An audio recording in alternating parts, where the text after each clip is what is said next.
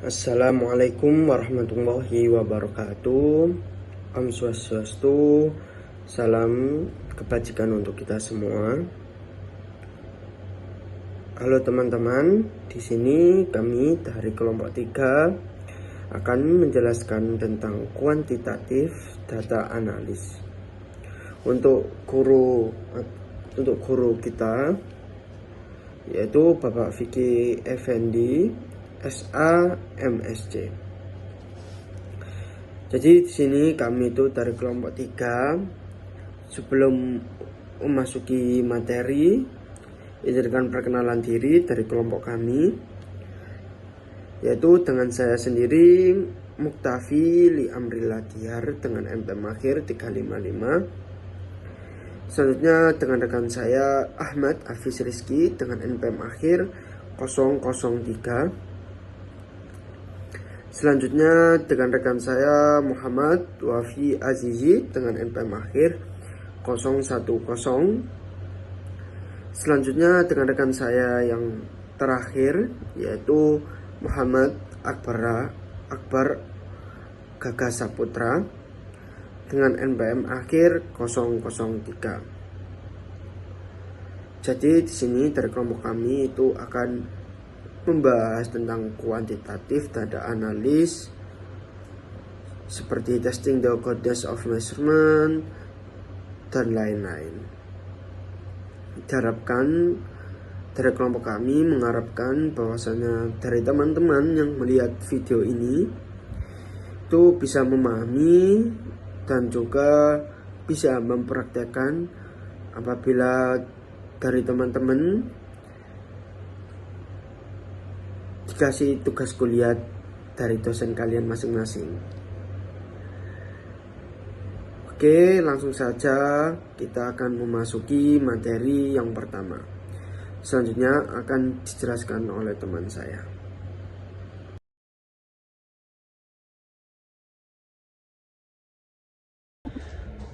Baik, selanjutnya yaitu getting the data ready for analysis. Jadi mempersiapkan data untuk analisis. Jadi after data are obtained through questionnaires, they need to be coded and then keyed in and edited.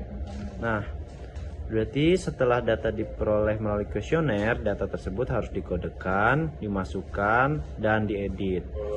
Nah, that is a categorization scheme has to be set up before the data can be typed in. Nah, artinya perlu dibuat skema kategorisasi sebelum data bisa dimasukkan.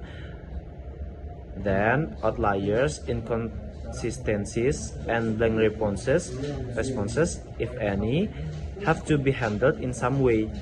Nah, berarti ketika ada outlier, inkonsistensi dan jawaban kosong itu jika ada, itu harus ditangani dengan cara tertentu. Lanjut kita ke yang selanjutnya yaitu coding data entry.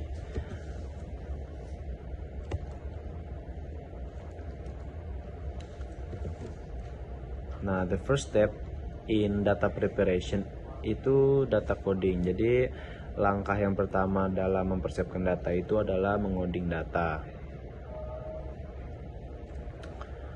Nah, yang pertama yaitu coding the responsesnya.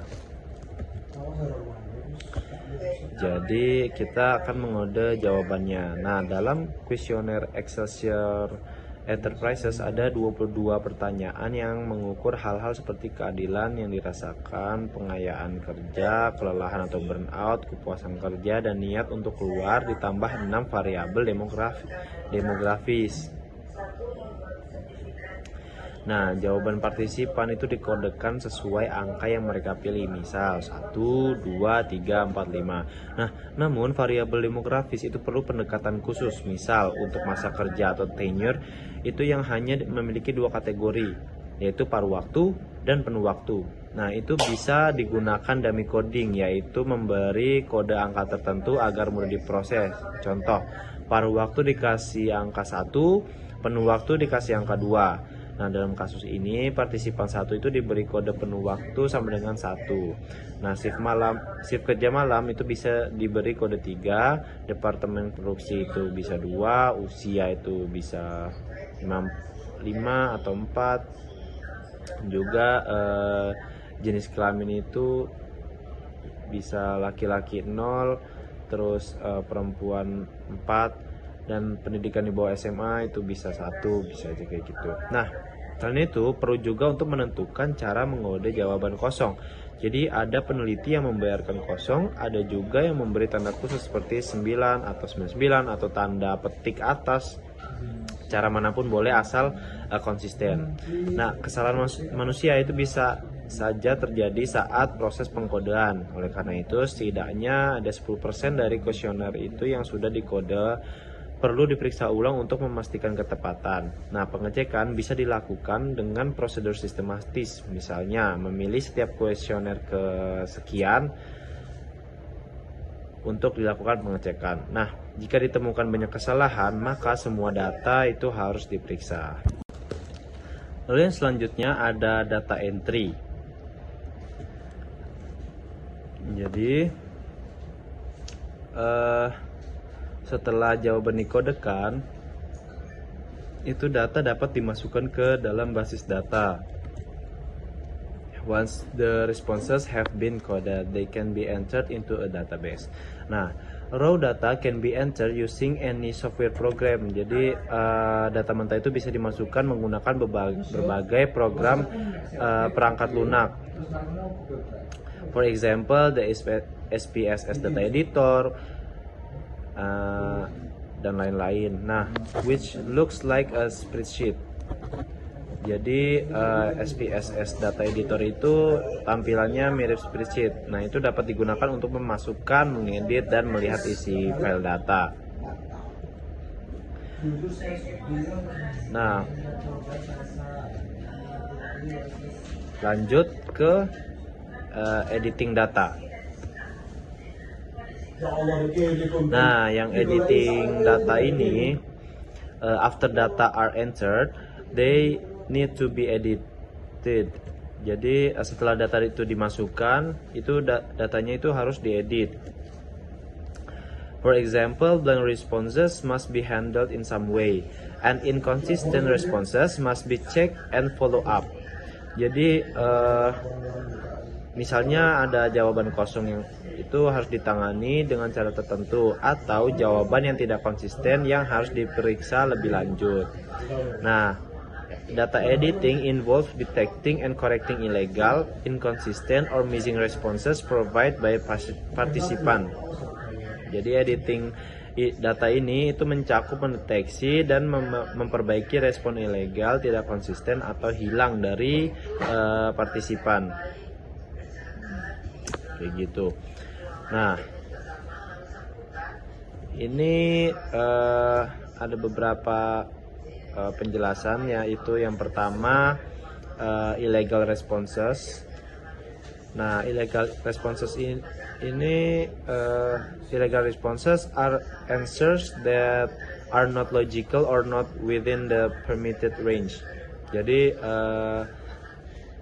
respon ilegal ini adalah jawaban yang tidak masuk akal atau tidak sesuai instruksi. Ini harus dilakukan edit data. Lalu yang kedua, inconsistent responses. Inconsistent responses occur when answers to relate items do not match. Jadi respon tidak konsisten itu jawaban yang tidak selaras antar item. Lalu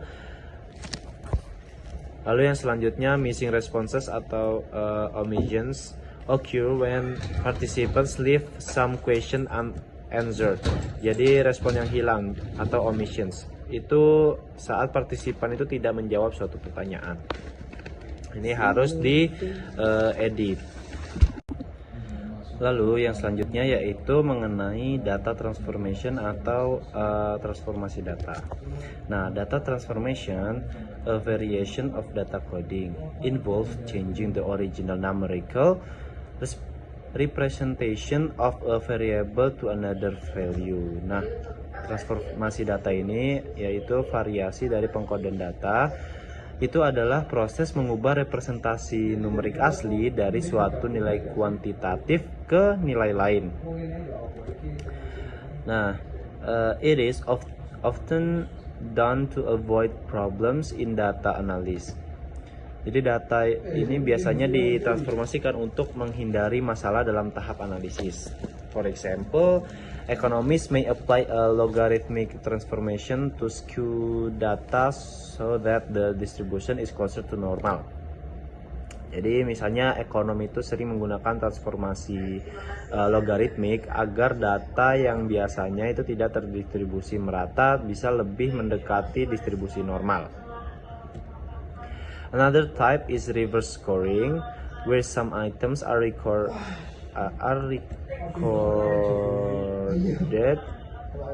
so that agreement or disagreement has consistent meaning across questions. Jadi jenis transformasi lain adalah reverse scoring atau pembalikan skor. Misalnya persepsi ketidakadilan diukur dengan beberapa pertanyaan misalnya. Nah, untuk beberapa pertanyaan itu jawaban setuju berarti negatif, sementara pada pertanyaan lain justru positif. Jadi dibolak-balik kayak gitu. Nah, transformation is also needed when multiple questions measure the same concept. Jadi transformasi data itu juga dibutuhkan saat beberapa pertanyaan digabung untuk mengukur satu konsep. Nah, their scores are summed and averaged to create a composite score. Jadi dalam kasus ini skor dari tiap pertanyaan itu dijumlahkan lalu di rata-rata. For instance, 5 questions measuring perceived equity. Nah, maybe combined into one average score. Jadi misalnya 5 pertanyaan itu digunakan untuk mengukur perceived equity. Nah, maka skor dari kelima pertanyaan itu dijumlahkan dan dibagi 5 untuk mendapatkan skor gabungan. Nah, skor ini kemudian itu bisa dimasukkan sebagai variabel baru di SPSS menggunakan menu compute. Oke, selanjutnya kita akan membahas getting a feel for the data. Tahap untuk awal analis data dimulai itu dengan mendapatkan gambar umum data, yaitu bisa dilakukan dengan visual summary, mengecek ukuran tendensi sentral, dan juga mengecek penyebaran data. Untuk visual summary ini seperti biasanya itu kayak ringkasan visual dan juga seperti kayak grafik gitu. Untuk mengecek ukuran tendensi sentral itu seperti biasanya itu mean, median, dan mode. Selanjutnya yaitu bisa dengan mengecek penyebaran data itu seperti rank, standar deviasi, atau variance. Untuk tujuannya yaitu melihat apakah responden menjawab dengan baik dan juga ada variasi jawaban atau tidak. Yang kedua yaitu hubungan skala data dan juga analisis dan juga ringkasan visual. Seperti contoh di gambar ini, ada contoh skala 2 yaitu nominal dan ordinal.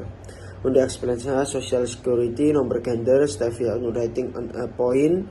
Untuk measures of control frequency for single variable itu ada mode, ada modian. Selanjutnya ada measures of depreciation for a single variable yaitu semi interquartile range. Selanjutnya ada visual summary for a single variable yaitu seperti bar chart, P-chart, dan bar chart, dan P-chart. Seperti itu. Sini kan ada skala 2, ada nominal dan juga ordinal. Selanjutnya ada measure of relation between variable yaitu seperti contingency table, growth tab, contingency table, atau biasanya growth tab. Ini tabelnya ada perkataan visual summary of relation between variable, yaitu stacked bars, clustered bars, dan juga stacked bars, clustered bar. Seperti itu.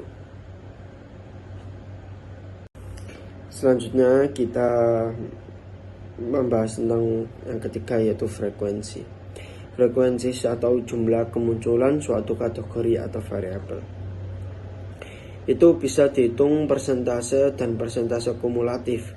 Contoh Excelsior Enterprises seperti produksi 28,1% responden, untuk penjualan 25,3% responden, untuk servis yaitu 19,5% responden, marketing 7,5 responden, lain-lain.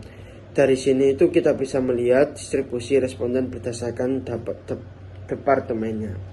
Contoh yang keempat itu hasil frekuensi variabel lain, yaitu seperti gender 79,9% laki-laki, untuk perempuannya yaitu 20,1%. Selanjutnya ada shift kerja, yaitu untuk shift yang pertama 62%, yang kedua yaitu shift kedua yaitu 20%, yang ketiga yaitu 18%. Untuk selanjutnya ada status kerja, untuk part time-nya yaitu 16%, untuk full time-nya itu 84%. Selanjutnya ada pendidikan, untuk pendidikannya yaitu 8% kurang dari SMA, yaitu 39% SMA. Untuk sarjananya 3,2%, untuk masternya 20%, untuk dokternya 1%. Data ini itu berguna untuk membangun profil responden. Selanjutnya ada visualisasi data. Visualisasi data itu bisa, frekuensi ini tuh bisa ditampilkan dengan 3 cara, yaitu dengan bar chart. Selanjutnya yang kedua yaitu pie chart. Yang ketiga itu histogram. Grafik ini itu membantu lebih cepat untuk memahami pola data. Jadi grafik yang saya sebutkan 3 yaitu bar chart, pie chart, dan histogram ini membantu untuk lebih cepat untuk bisa memahami pola data. Baik, selanjutnya di chapter 14 ini saya akan bahas materi mengenai Excelsior Enterprises Descriptive Statistik atau statistika deskriptif. Nah, jadi statistik deskriptif ini membantu kita untuk memahami data secara umum sebelum melakukan analisis lanjutan. Nah, dari hasil output 14.2, jika kita lihat di buku 14.2 itu kan ada contoh SPSS kan ya di situ ya. Di situ ada banyak variabel, ada PE, ada job chart, ada burnout, ada ITL, dan lain-lain. Nah, di situ kan ada angkanya sendiri-sendiri kan. Nah, setelah kita lihat di situ, sebagian besar data itu valid dan memiliki sebaran yang baik. Nah, ada sedikit data yang hilang dan beberapa nilai itu ilegal yang harus diperbaiki. Tapi secara keseluruhan data ini tuh cukup baik dan bisa digunakan untuk analisis selanjutnya. Begitu. Jadi gini cara membaca dari SPSS itu. Kalau kita lihat dari tabel ini dari 14.2, itu kan di sana ada n valid atau jumlah data valid, lalu ada n missing atau data yang hilang.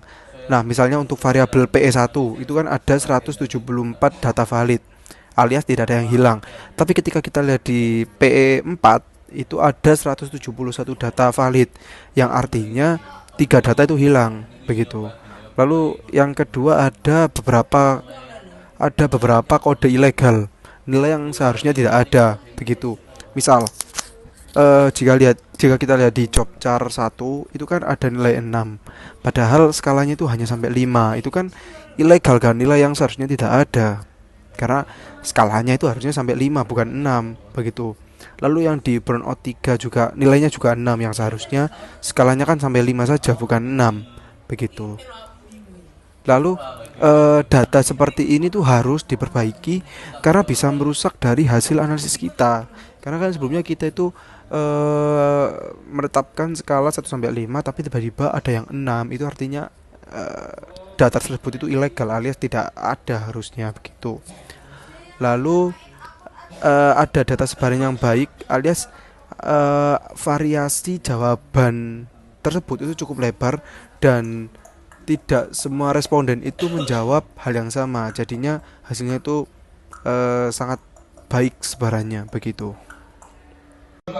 Oke, untuk materi selanjutnya yaitu testing the goodness of measures atau menguji kualitas pengukuran. Jadi ini terbagi menjadi dua ya, seperti yang dijelaskan di bab 12 bahwa dalam mengukur baik atau enggaknya suatu ukuran itu bisa dibuktikan melalui dua hal, yaitu reliabilitas dan juga yang satunya itu validity atau validitas. Nah, untuk reliabilitas ini itu bisa ditentukan dengan menguji konsistensi dan juga stabilitas. Nah, konsistensi itu menunjukkan seberapa baik sih butir-butir atau items yang mengukur suatu konsep itu dapat saling mendukung sebagai satu kesatuan. Jadi kita itu menganalisis apakah item-item yang digunakan itu konsisten atau bisa digunakan beberapa kali gitu.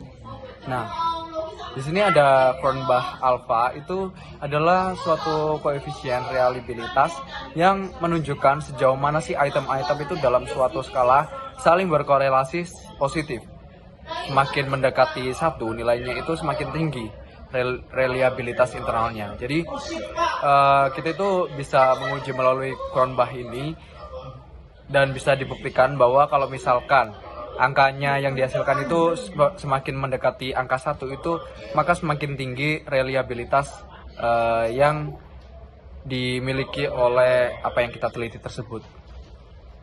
Nah, ini tentunya ada contoh lain selain Cronbach alpha, itu adalah split half reliability coefficient.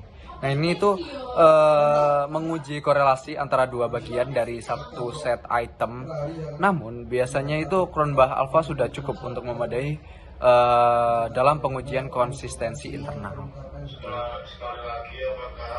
Nah, lalu sedangkan stabilitas itu bisa diuji dengan cara yang pertama parallel form reliability. Nah, ini tuh kita bisa menggunakan dua versi tes. Itu kita membuktikan. Oh ya, untuk versi tes ini harus serupa ya, harus mirip tapi beda gitu. Jadi nanti kita itu membuktikan apakah hasil yang hasil dari pengujian kita itu menghasilkan korelasi yang tinggi atau bisa hasilnya itu konsisten gitu. Nah, untuk yang kedua ini ada test retest reliability. Nah, ini sama sebenarnya. Pokoknya kita itu hasil tes yang konsisten dalam dua waktu yang berbeda. Jadi kita misal sekarang itu menguji, lalu kita 1 bulan kemudian itu menguji lagi. Nah, itu kita bisa menguji apakah yang kita teliti itu konsisten. Nah, selanjutnya mungkin ini ada contoh dari tabel 14.3 karena variabel seperti perceived equity, burnout, job enrichment, dan intention to live itu diukur dengan skala multi item, maka konsistensi jawaban responden itu perlu diuji. Nah, ini kita menguji pakai Cronbach alpha dan hasilnya itu, tapi sebelum itu kita harus tahu terlebih dahulu interpretasi dari Cronbach alpha. Jadi di sini tuh dijelaskan bahwa kalau misalkan reliabilitasnya itu kurang dari 60 maka dianggap buruk. Lalu kalau misal reliability-nya sebesar 70-an, 70 sampai 80 itu dianggap cukup. Lalu kalau misal menyentuh 0,80 atau bahkan lebih itu dianggap baik gitu. Jadi kita bisa lihat di tabel 14.3 itu di perceived equity itu kan number of itemnya 5. Nah, kita langsung lihat Cronbach alfanya. Cronbach alfanya ini 0,882. Jadi kita dapat menyimpulkan bahwa di perceived equity itu Cronbachnya ya baik gitu, pengujiannya baik. Nah, lalu begitu juga dengan job enrichment, burnout itu sama baik, kecuali yang ini intention to live. Intention to live ini number of itemnya 2. Nah, Cronbachnya itu ternyata 0,749. Jadi ini tuh dianggap cukup. Jadi bukan termasuk yang buruk juga karena ini masih di angka 70-an gitu. Jadi dengan demikian reliabilitas internal dari pengukuran dalam studi ini tuh bisa diterima. Karena kenapa? Karena dari hasil pengujian itu tidak ada buruk gitu, tidak ada hasil yang buruk. Jadi semua itu masih bisa diterima. Oke, selanjutnya di validity. Validity itu validitas. Jadi validitas itu menunjukkan sejauh mana suatu alat ukur itu benar-benar mengukur apa yang kita mau, apa yang kita seharusnya ukur gitu. Jadi di sini ada terbagi menjadi 4 jenis dari validity. Nah, yang pertama itu ada factorial validity. Validity itu factorial validity itu diuji dengan menganalisis faktornya. Jadi hasilnya itu akan menunjukkan apakah dimensi-dimensi teori itu benar-benar muncul sesuai harapan. Jadi kita itu menganalisis faktor, baru nanti hasil yang kita hasilkan dari kita menganalisis faktor itu dapat menunjukkan apakah dimensi-dimensi teori itu benar-benar muncul sesuai harapan yang kita tuju gitu. Lalu yang kedua ada criterion related validity, itu validitas terkait kriteria. Jadi ini itu mengukur kemampuan instrumen dalam membedakan individu yang memang berbeda. Nah, bisa berupa concurrent validity atau pada saat yang sama, atau predictive validity atau memprediksi hasil di masa depan. Lalu yang ketiga ada convergent validity, itu validitas konvergen. Nah, ini caranya itu terbukti jika ada korelasi tinggi dari dua sumber berbeda yang mengukur hal yang sama. Lalu ada discriminant validity, itu validitas diskriminan itu terbukti jika dua konsep berbeda itu tidak saling berkorelasi, misalnya keberanian versus kejujuran. Nah, jika kita menggunakan instrumen yang sudah teruji atau well validated, itu biasanya tidak perlu lagi menguji validitas dari awal. Nah, cukup menguji reliabilitasnya aja. Jadi kalau misal belum ada yang meneliti atau belum ada yang menguji, maka kita harus melakukan pengujian validitas.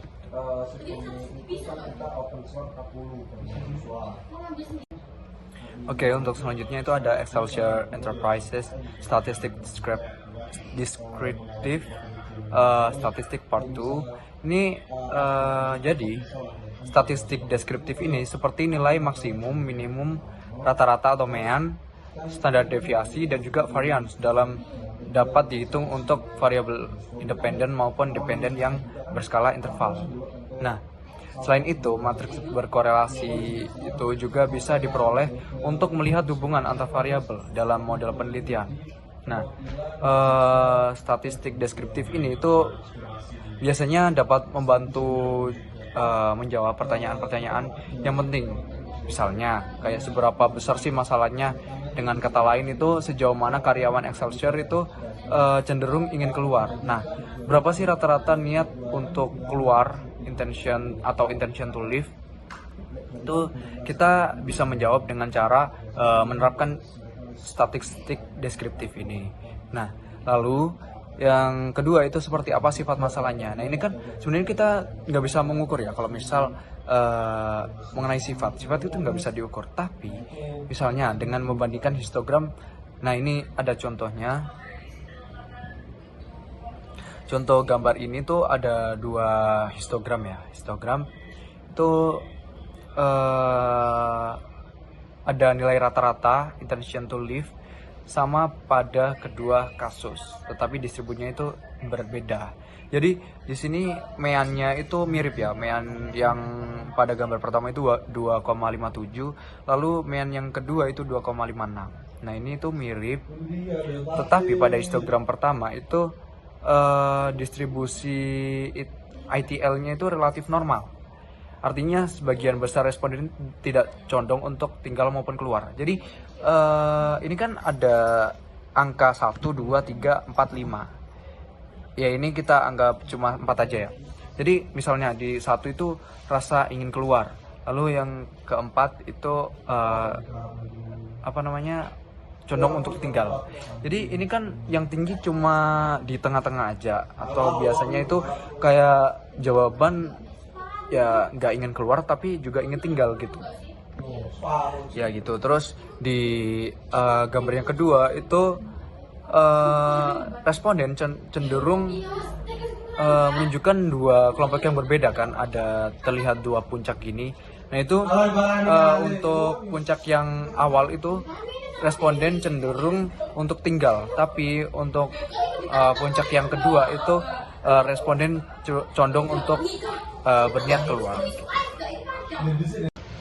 Baik, mungkin dari kelompok kami sekian untuk pemaparan mengenai materi dari chapter 14 ini mengenai kuantitatif data analysis. Nah, mungkin kami mengucapkan mohon maaf sebesar-besarnya apabila ada salah kata ataupun salah penjelasan dari kami. Hanya kami mengucapkan terima kasih sudah menonton video ini. Wassalamualaikum warahmatullahi wabarakatuh.